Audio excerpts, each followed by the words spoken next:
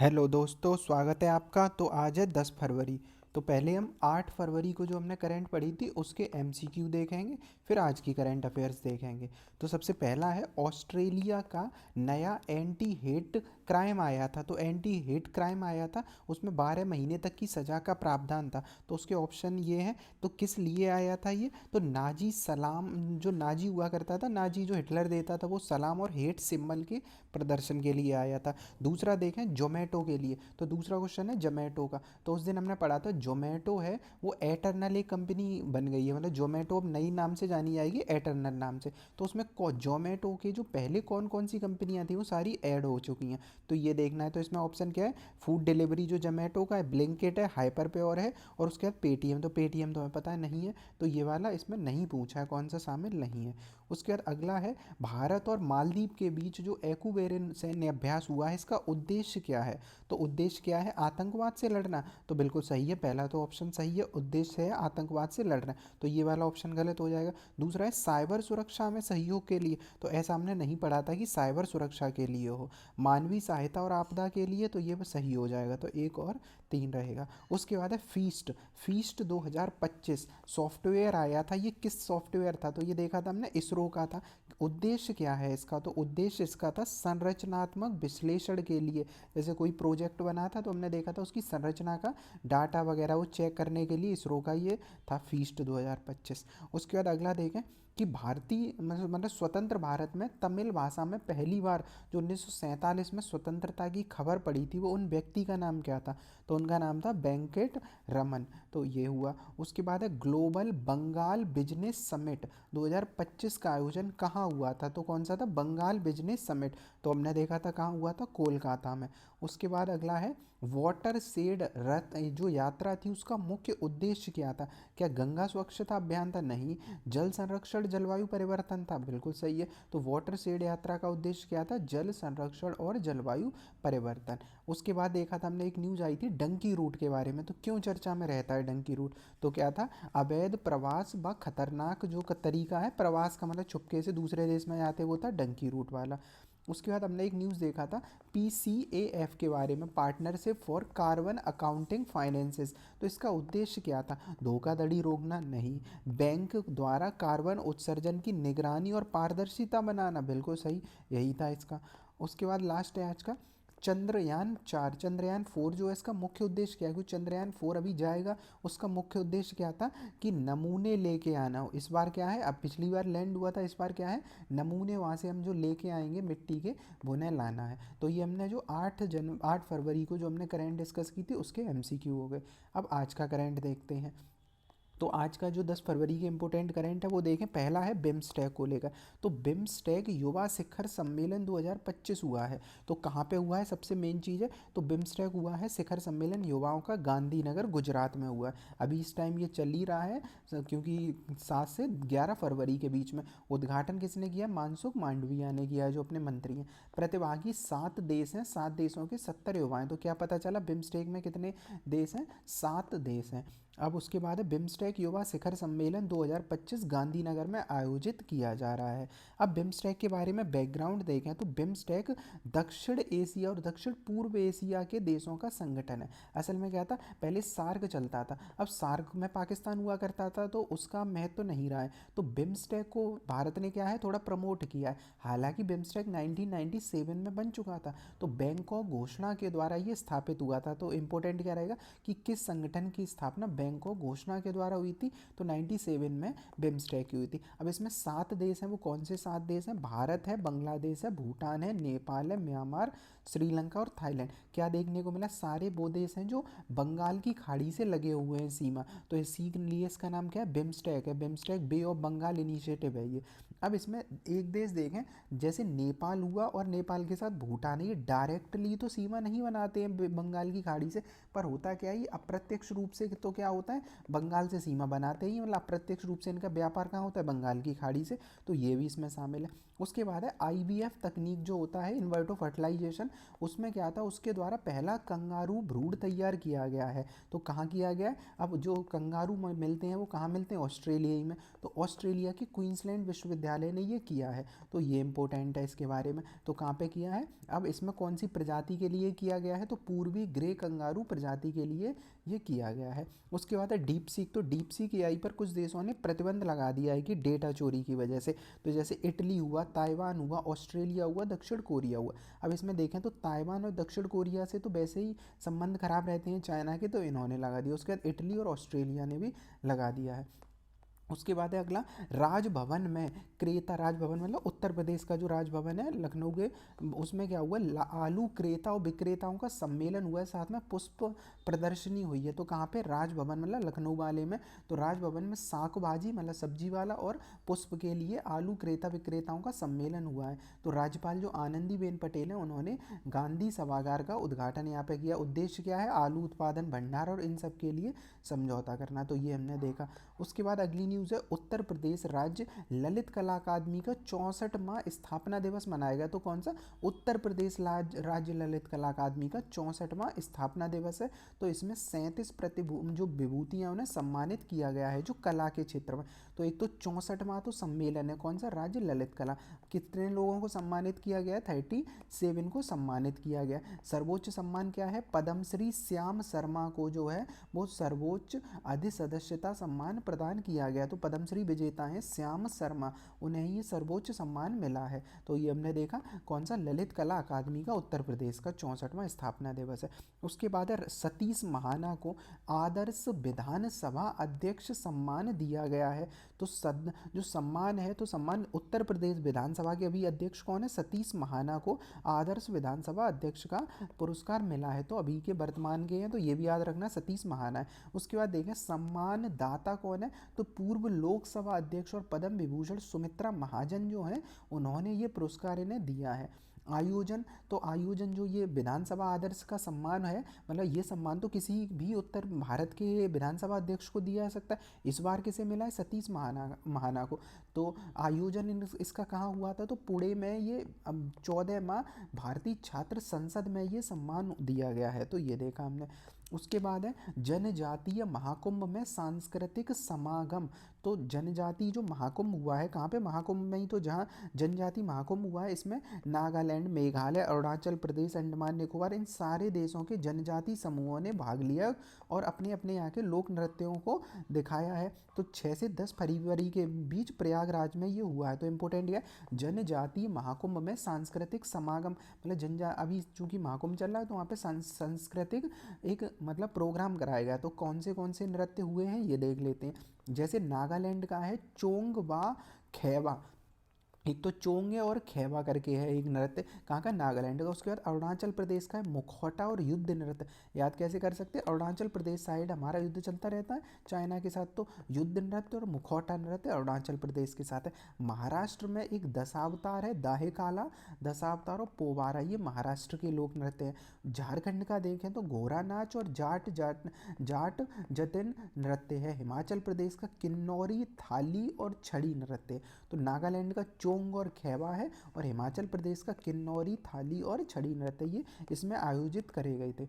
उसके बाद चीन के BRI जो बॉर्डर रोड इनिशिएटिव है चाइना का, मतलब सारे देशों में रोड वगैरह और इनका इंफ्रास्ट्रक्चर में योगदान करवाता है चाइना, फिर उन्हें क्या कर लेता है, उन पर अप्रत्यक्ष रूप से चाइना कंट्रोल कर लेता है। तो इसी वजह से पनामा इससे BRI से बाहर होने वाला पहला लैटिन अमेरिका का देश बन चुका है। तो ये देखा। उसके बाद इसके बाद है काम्या कार्तिकेयन, हर साल ही चर्चा में रहती हैं। तो सबसे युवा महिला पर्वतरोही हैं और इन्होंने सभी माउंट की जो है एवरेस्ट वगैरह सबकी चोटी को, मतलब जितने कॉन्टिनेंट है सब पे जो बड़ी बड़ी चोटियाँ सबको इन्होंने पार कर लिया है। तो 12वीं की ये छात्र हैं महाराष्ट्र से। तो काम्या कार्तिकेयन, इन्होंने माउंट एवरेस्ट पर नेपाल में चढ़ाई करने वाली दुनिया की दूसरी सबसे कम उम्र की पर्वतरोही भी बन गई हैं। तो इन्हें जैसे माउंट एवरेस्ट पर चढ़ी हैं जिसकी लंबाई सबसे ज़्यादा है। उसके बाद देखें तो एकांका गुहा दूसरे दूसरे नंबर पे आ जाता है। एकांकागुआ के बाद कौन सा, किलिमंजारो, एलब्रोस, कोसिस्को ऑस्ट्रेलिया का, ये सब माउंट पे ये चढ़ गई हैं। उसके बाद है हेनले पासवर्ड। अब हेनले पासवर्ड भी इंपॉर्टेंट रहता है, तो 2025 में भारत का स्थान 80वां स्थान है। हेनले पासवर्ड का 80वां स्थान है, तो ये याद रखना है कि हेनले पासवर्ड में भारत का स्थान 80। शीर्ष पर कौन है, पिछली बार भी था सिंगापुर और दक्षिण कोरिया और जापान, ये टॉप 3 है। तो सिंगापुर टॉप पे रहेगा, फिर दक्षिण कोरिया और जापान है, तो सिंगापुर सबसे टॉप पे रहेगा। जो सबसे बड़ा सुधार किया है वो यूएई ने किया है। तो यूएई 15 में 32वें स्थान पे था, जबकि 2025 में मतलब 10 सालों में 8वें स्थान पे आ गया है। तो ये सबसे कमज़ोर किसका है, तो सबसे कमज़ोर अफ़गानिस्तान का है। इसमें दुनिया के सारे देश का नहीं निकलता, पर जितने हैं उनमें सबसे कमज़ोर अफ़गानिस्तान का 99वां स्थान मिलता है। भारत का 80वां स्थान है, तो ये भी इंपॉर्टेंट रहेगा। तो ये उसके बाद दिल्ली में 27 साल बाद अब की बार क्या हुआ, बीजेपी जीत गई है, 48 सीटें उन्हें जीती हैं। तो टोटल सीटें कितनी होती है याद रखना है, दिल्ली में जो विधानसभा की चुनाव होते उनमें जो सीटें होती हैं वो 70 सीटें होती हैं। तो 70 सीटें होती, ये इंपॉर्टेंट रखना है। उसके बाद है तिरुचिरापल्ली। अब नाम आएगा, तिरुचिरापल्ली है कहाँ, तो ये कहाँ पे, तमिलनाडु में। तो तिरुचिरापल्ली तमिलनाडु में बर्ड्स पार्क का उद्घाटन हुआ है। तो तिरुचिरापल्ली में क्या हुआ है, बर्ड्स पार्क, पक्षियों के लिए पार्क है, यही इसका उद्घाटन हुआ है। तो उद्घाटन करता उप मुख्यमंत्री वहाँ के उदयनिधि स्टालिन है, उन्होंने किया है। परियोजना का नाम क्या है, नमक्कू नामे थिट्टम। तो नमक्कू नामे थिट्टम है जो परियोजना का उद्देश्य, मतलब स्थापित किया उद्देश्य क्या है, सामुदायिक अवसंरचना के विकास में जन भागीदारी को बढ़ावा देना। तो इम्पोर्टेंट क्या है, तिरुचिरापल्ली में ये बर्ड्स का पार्क बना है। उसके बाद कोल इंडिया को गोल्डन पीकॉक अवार्ड मिला। हमने कुछ दिन पहले देखा ही था, कोल इंडिया जो है वो सबसे अच्छे काम करने वाले स्थानों में से एक बन गया है। कोल इंडिया जो कंपनी है उसे गोल्डन पीकॉक अवार्ड मिला है। गोल्डन पीकॉक CSR, मतलब अच्छा काम कर रही है, समाज सेवा, मतलब इन सब में। स्थान कहाँ है कोल इंडिया का जो मिला है, तो कहाँ पे, मुंबई में ये अभी हुआ है इसका। कोल इंडिया संस्था, कोल इंडिया लिमिटेड का ही जो कोल इंडिया है वो कोल इंडिया लिमिटेड के अंतर्गत ही है। तो ये इंपॉर्टेंट रहेगा, किसे मिला है, तो पीकॉक सम्मान गोल्डन पीकॉक कोल इंडिया को मिला है। उसके बाद महाकुंभ में सस्ती दरों पर उच्च गुणवत्ता राशन की व्यवस्था करी गई है, तो श्रद्धालुओं के लिए। तो किसने की है, संस्था ने, तो नाफेड ने की है। तो इम्पोर्टेंट रहेगा, नाफेड जो है उसने उच्च गुणवत्ता वाले राशन की क्या की है, यहाँ पे व्यवस्था करी है। अगला है रक्षा मंत्री करेंगे एयरो इंडिया 2025 का उद्घाटन। अब हर बार एक ही जगह होता है, बेंगलुरु में ही होता है। बेंगलुरु में स्थान कौन सा है, ये है हंका एयरपोर्ट स्टेशन है, ये है हंका एयरपोर्ट स्टेशन बेंगलुरु में। आज इसका उद्घाटन हो जाएगा। तो आज से 10 तारीख से मतलब 14 फरवरी के बीच ये चलेगा। भागीदार देश मतलब भागीदार कितने, 90 देश हैं, 900 प्रदर्शक हैं। तो सब लोग क्या जैसे जैसे अपने प्लेन वगैरह इन सब का प्रदर्शनी करते हैं ये। तो एयरो इंडिया का होना है। उसके बाद अगला है INS तुसील है, पोर्ट विक्टोरिया सेशेल्स पहुंचा है। तो INS तुसील मतलब हमारा जो शिप है वो पोर्ट विक्टोरिया मतलब सेशेल्स में पहुंचा है। तो ये इंपॉर्टेंट रहेगा, सेशेल्स के बारे में कौन सा INS गया, INS जो जहाज होता है वो है। तो ये सेशेल्स में पहुंचा है। सेशेल्स का हिंद महासागर में स्थित है, तो ये है। उसके बाद है, और हिंद महासागर में कहाँ, पश्चिमी अफ्रीका की तरफ है ये। परीक्षा पे चर्चा, तो ये होती है हर बार परीक्षा पे चर्चा। तो एम्पावरिंग स्टूडेंट ट्रांसफॉर्मिंग लिप्स इसका थीम है। तो परीक्षा पे चर्चा की जो थीम है वो एम्पावरिंग स्टूडेंट ट्रांसफॉर्मर लिप्स। तो इसमें 7-8 एपिसोड जैसे आया करेंगे, मतलब एपिसोड टाइप का। तो इसमें खेल वाला जो एपिसोड आएगा उस पर चर्चा कौन कौन कर रहा होगा, मैरी कॉम होंगी, अवनी लेखरा होगी, सुहास यतिराज होंगे। ऐसे ही मानसिक स्वास्थ्य वाले एपिसोड मतलब उस पर चर्चा दीपिका पादुकोण होंगी। पोषण के लिए सोनाली सबरवाल, ऋतुजा देवेकर, और उसके बाद है रेवंत है। तकनीक के लिए जो टेक्निकल गुरुजी के हैं वो हैं, और सृजनात्मक में विक्रांत मैसी और भूमि पेडनेकर के हैं। तो ये वाला खेल वाला ज़्यादा इंपॉर्टेंट रहेगा। खेल में मैरी कॉम, अवनी लेखरा, सुहास यतिराज हैं। तो परीक्षा पे चर्चा दिल्ली में ये आयोजित हो रहा है 10 फरवरी को, मतलब आज ही आयोजित हुआ है ये। तो प्रधानमंत्री जी के द्वारा इस पर संवाद किया गया है। उसके बाद अगला न्यूज़ है PM युवा के लिए 2.0 स्टार्ट हुआ है PM युवा। इसमें क्या 41 नई पुस्तकें लॉन्च करी गई हैं। तो 8 तारीख को ये लॉन्च हुआ है और इसमें नई दिल्ली में ये है। तो PM युवा योजना है, उसमें 41 पुस्तकों को अभी किया गया है। अब इसमें युवा का उद्देश्य क्या है, तो उद्देश्य याद रखना, युवाओं को प्रोत्साहित करना और भारतीय संस्कृति, इतिहास और भाषाओं को बढ़ावा देना। तो युवा, अगर PM युवा योजना के बारे में आ जाएगा तो 2.0 ये किस लिए है, भारतीय संस्कृति, इतिहास और भाषाओं को बढ़ावा देने के लिए। उसके बाद है इंडियन नेवी चीफ्स कनक्लेव हुआ है। तो नेवी के जो चीफ्स हैं उनका कनक्लेव मतलब बैठक हुई है कहाँ, नौ जो नई दिल्ली है वहाँ पे ही हुआ है। तो चीफ्स का जो कन्वेंशन है वो कनक्लेव यहीं हुआ है। इसका विमोचन जो थीम क्या है, मतलब जो पुस्तक यहाँ पे विमोचित हुई है, legacy of leadership naval chiefs through times. तो legacy of leadership naval chiefs through time, तो यही है, नेवल चीफ्स का ही तो कनक्लेव हुआ है। तो ये देखा हमने। छत्तीसगढ़ में सुरक्षा बलों की बड़ी कार्रवाई हुई है और 31 नक्सली ढेर हुए। तो जैसा कि हमारा लक्ष्य है कि 2026 तक हमें क्या करना है, नक्सल मुक्त करना है, 31 मार्च 2026 तक। तो इसी दौरान क्या हुआ है, छत्तीसगढ़ वाले एरिया में 31 नस्ली हैं उन्हें, जो नक्सली हैं उन्हें क्या मार दिया गया है। तो ये देखा हमने। तो ये टारगेट याद रखना, टारगेट क्या है हमारा, 31 मार्च 2026 तक हमें नक्सलवाद से पूर्णतः मुक्त होना है। मणिपुर के मुख्यमंत्री हैं बीरेन सिंह। बीरेन सिंह ने इस्तीफा दे दिया है। तो मुख्यमंत्री बीरेन सिंह पे अविश्वास प्रस्ताव लाया जा रहा था। अभी पिछले साल से 1-2 साल से क्या हुआ है, मणिपुर में क्या अव्यवस्था फैली हुई है, वो मतलब वहाँ पे मणिपुर में क्या हुआ है, जो मैती कुकी जो समुदाय हैं उनमें लड़े जा रहे हैं। तो इस वजह से वहाँ पे अविश्वास प्रस्ताव लाया गया। तो इससे पहले ही उन्होंने, बीरेन सिंह ने क्या इस्तीफा दे दिया। अब वहाँ पे राज्यपाल किसे नियुक्त कर दिया गया, अजय भल्ला को। असल में अजय भल्ला पूर्व सचिव थे, गृह सचिव, उन्हें हिंसा पर नियंत्रण के लिए भेजा गया था। तो अभी राज्यपाल अजय भल्ला नियुक्त किए गए हैं। तो ये देखा हमने। अब गूगल मैप्स हैं जो, उन्हें 20 साल इस ऐप को लॉन्च हुए हो गए हैं। तो गूगल मैप्स के लिए तो बस इतना ही है गूगल मैप्स के। उसके बाद है एयर, वायुसेना और थल सेना के प्रमुखों ने तेजस लड़ाकू विमान की उड़ान भरी है। तो वायुसेना और थल सेना के जो प्रमुख हैं उन्होंने कब मतलब भरी जाएगी, तो कल होगा, ये 11 फरवरी की तिथि है कल की। और स्थान क्या है, तो नौसेना वायुसेना, इनका जो वायुसेना वाला एयरफोर्स का बेंगलुरु में ही है मेन। तो वायुसेना स्टेशन जो बेंगलुरु है यहाँ पे, तो ये है। उसके बाद है केंद्रीय भूजल बोर्ड की पहली बार पुनर्गठन का फैसला किया है। किसने, केंद्रीय भूजल बोर्ड ने।